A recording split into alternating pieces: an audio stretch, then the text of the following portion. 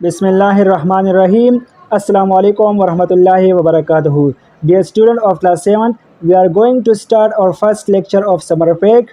प्यारे तलबा, जैसे कि आपको बताया था कि क्लास में आपको बताया गया था कि समर पैक का हर एक टॉपिक पर आपको एक वीडियो सेंड कर दी जाएगी, जिससे आपने समर पैक का होमवर्क समझना भी है, उसको लिखना भी है और उसको याद भी करना है। तो ये हमारे समर पैक का सबसे पहला लेक्चर है। तो हमारे साथ समर पैक का पहला लेक्चर है वो है डिक्शनरी के बारे में, कि हमने डिक्शनरी को कैसे इस्तेमाल करना है। और जो हमें दूसरा नंबर टास्क दिया गया है वो है यूज़ ऑफ अ थिसॉरस, कि आपने थिसॉरस का इस्तेमाल कैसे करना है। जैसे कि आपको बताया था कि एक हमारे साथ डिक्शनरी होती है और एक हमारे साथ होता है थिसॉरस। तो डिक्शनरी और थिसॉरस में फ़र्क ये है कि जब डिक्शनरी हम अल्फाज की मीनिंग्स के लिए तलाश करते हैं, इसमें दोनों में हम अल्फाज की मीनिंग को तलाश करते हैं। जो यूज़ ऑफ डिक्शनरी या जो हम डिक्शनरी इस्तेमाल करते हैं उसमें हम अल्फाज की मीनिंग्स को तलाश करते हैं, उसकी प्रोनाउंसिएशन हमें बताई दी जाती है, उसका हमें सेंटेंस में इस्तेमाल भी बताया जाता है। जो थिसॉरस होता है उसमें हमारे साथ सिर्फ और सिर्फ सिनोनिम्स और एंटोनिम्स अल्फाज के होते हैं। तो डिक्शनरी और थिसॉरस में सबसे मेन फ़र्क या मेन डिफरेंस ये है कि थिसॉरस में हमारे साथ अल्फाज की सिनोनिम्स, मुतरादिफ एंड एंटोनिम्स और मुतज़ाद होते हैं। जो डिक्शनरी होती है उसमें हमारे साथ अल्फाज की वर्ड्स मीनिंग्स दी जाती हैं, एक या दो मीनिंग्स दी जाते हैं, फिर उसको हमारे साथ सेंटेंस में इस्तेमाल किया जाता है, उसका प्रोनाउंसिएशन हमारे साथ दिया जाता है और उसका पार्ट्स ऑफ स्पीच के हवाले से ये लफ्ज़ कौन सा चीज़ है तो वो हमारे साथ बताया जाता है।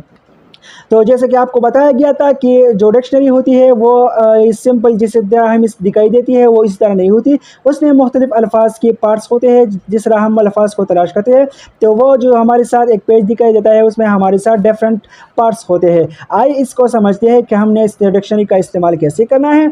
और उसमें जो हमें बताई गई जो हमें पेज पर मुख्तलिफ चीज़ को पैटर्न बताई दी जाती है, उसमें अल्फाज को या पार्ट्स को क्या कहते हैं। तो सबसे पहला जो है वो है डिक्शनरी। तो डिक्शनरी में हमारे साथ सबसे पहला होता है एंट्री वर्ड।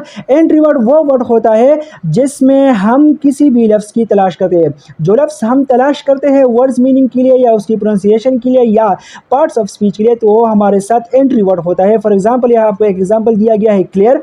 तो क्लियर ये जो वर्ड है ये हमने इसका मीनिंग तलाश करना है डिक्शनरी में, तो ये हमारे साथ हो गया एंट्री वर्ड, यानी वो लफ्ज़ जो हम डिक्शनरी में इंटर करते हैं, अंदर करते हैं ताकि उसका मीनिंग तलाश करें, तो उसको हम एंट्री वर्ड कहते हैं। जो हमारे साथ वन लिखा है उसके साथ हमने लिखा है easy to understand and not confusing, ये इसका मीनिंग नंबर 1 है।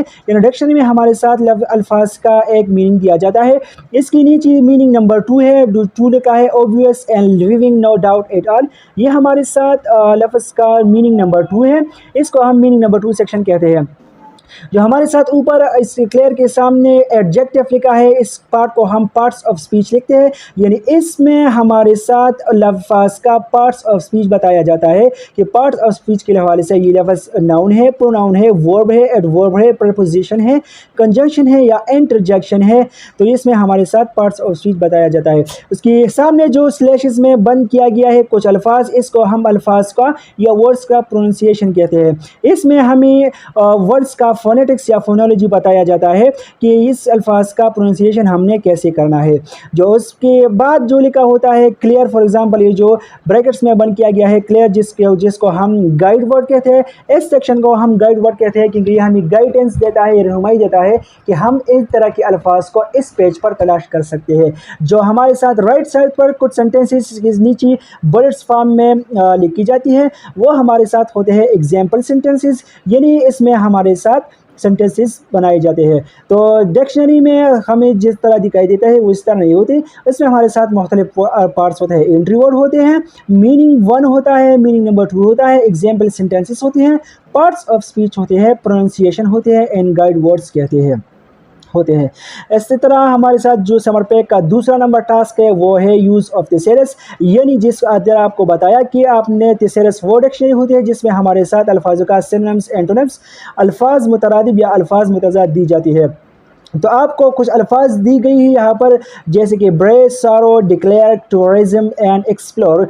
آپ نے thesaurus کو استعمال کرتے ہوئے ان الفاظ کی synonyms یعنی مترادف تلاش کرنے ہیں. تو یہاں پر مترادف میں نے تلاش کی ہے اور یہ آپ کے لیے لکھی بھی ہے. بریک کا مطلب ہے پیسنا. جس طرح ہم آٹے کو پیستے ہیں اس کو ہم پیسنا کہتے ہیں.